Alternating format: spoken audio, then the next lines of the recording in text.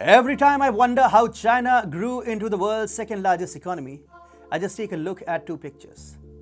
This is Shanghai in 1990 and this is Shanghai in 2010. Yes, believe me, these skyscrapers helped China grow into a big economy. When foreign investors invest in a country, they don't look up its socio-economic indicators or how happy or unhappy the citizens of a country are. They look at the tall skyscrapers to check if the country is showing potential for growth, because honestly, all they care about is the return on their investments.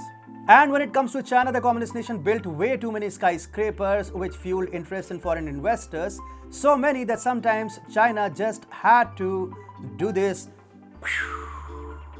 But every hack has its limits. China cannot mindlessly build such skyscrapers any longer. And that will happen with a huge cost that China will pay with a chunk of its economy. And welcome.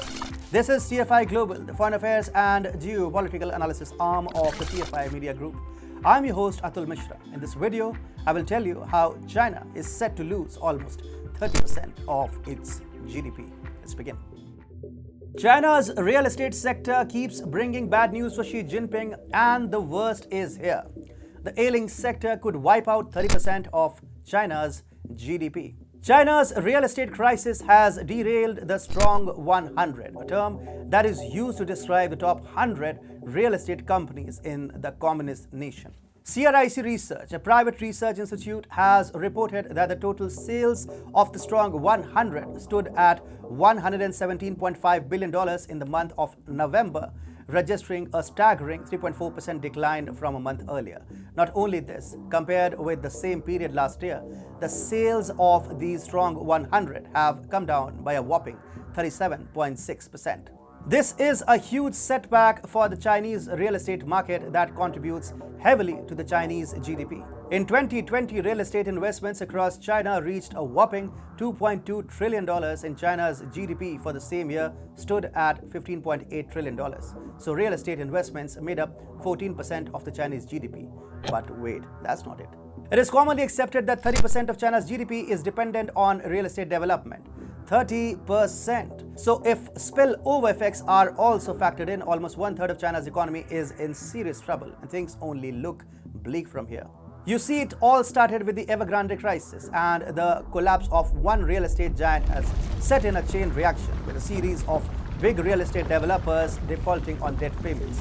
Before Evergrande, four companies, Fantasia Holdings, Scenic Holdings, Modern Land China, and China Properties, defaulted on offshore notes. Evergrande has itself defaulted already over its failure to make two coupon payments by the end of a grace period.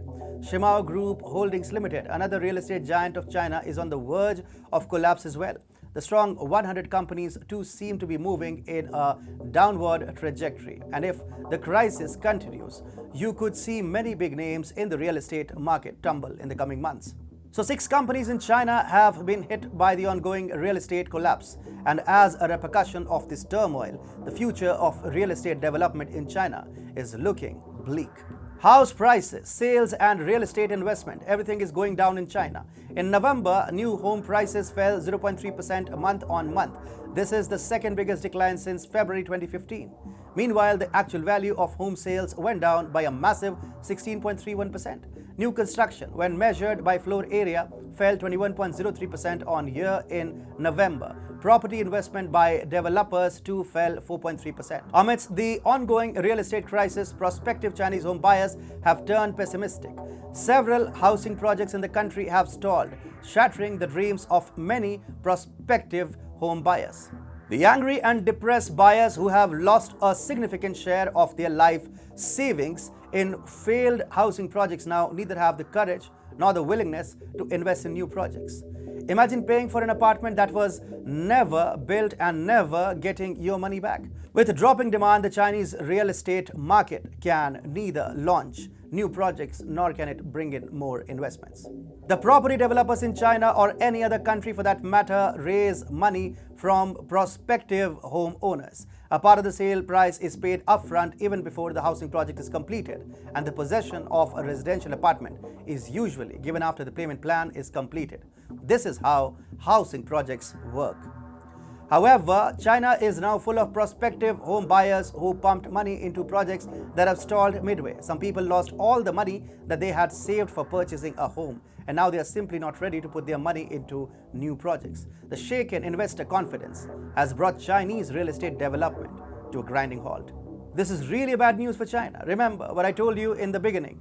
The communist nation pumps up its GDP numbers through construction activity. It builds tall skyscrapers that attract investments from abroad. Now, as real estate in China goes down uncontrollably, we are looking at a possible contraction of 14 to 30% in the Chinese GDP. This is going to push foreign and local investors away from China and practically bring the Chinese growth story to a dead end. After all, the strong 100 are now the crippled 100.